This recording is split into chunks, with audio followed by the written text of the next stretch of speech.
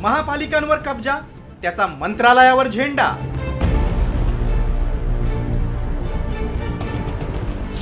नऊ महापालिका ठरवणार राज्याचा किंगमेकर। MMR मधील 9 पालिकांवर सगळ्यांचाच डोळा।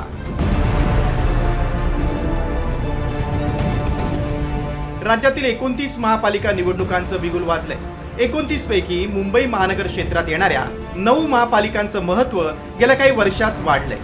तेही इतकं की ज्यांचा या महापालिकांवर कब्जा त्यांचा मंत्रालयावर झेंडा। साहजिकच या पालिका ताब्यात घेण्यासाठी आणि सत्तेचा रिमोट आपल्याच हाती ठेवण्यासाठी सर्वच राजकीय पक्षांनी कंबर कसली। काय एवढ्या महत्त्वाच्या या महापालिका ते पाहूया।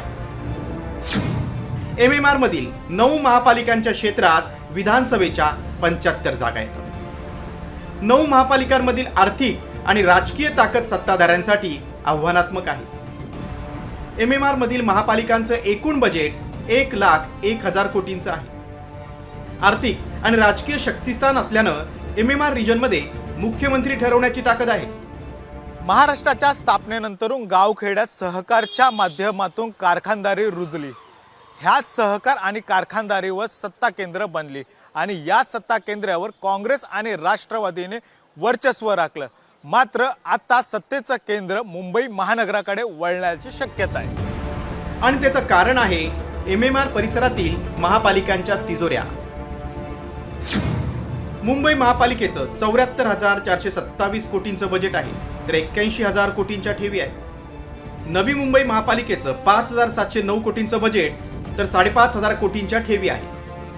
ठाणे महापालिकेत 6,550 कोटींचं बजेट आहे, तर कल्याण डोंबिवलीचा 3,361 कोटींचा अर्थसंकल्प आहे। तर मीरा भाईंदर महापालिकेचं 2,694 कोटी, वसई विरार महापालिकेचं 3,926 कोटींचा अर्थसंकल्प आहे। तर उल्हासनगर महापालिकेचं 1,111 कोटींचं बजेट आहे। दुसरीकडे भिवंडी निजामपूर महापालिकेचा 1,097 कोटींचा अर्थसंकल्प आहे, तर पनवेल महापालिकेचं 2,500 कोटींचं बजेट आणि 600 कोटींच्या ठेवी आहे।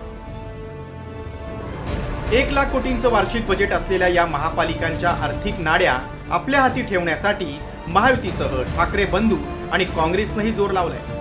याआधी झालेल्या निवडणुकीत 9 पैकी 3 महापालिकांवर शिवसेना, 4 महापालिकांवर भाजप, तर राष्ट्रवादी आणि हितेंद्र ठाकूर यांची प्रत्येकी एका महापालिकेवर सत्ता होती। तर राज्यातील 4 पैकी 1 विधानसभा मतदारसंघ या 9 महापालिका क्षेत्रात येतो। त्यामुळे इथला विजेता राज्याचा किंग मेकर ठरणार आहे। सूरज मसूरकर सह ब्युरो रिपोर्ट, साम TV न्यूज, मुंबई।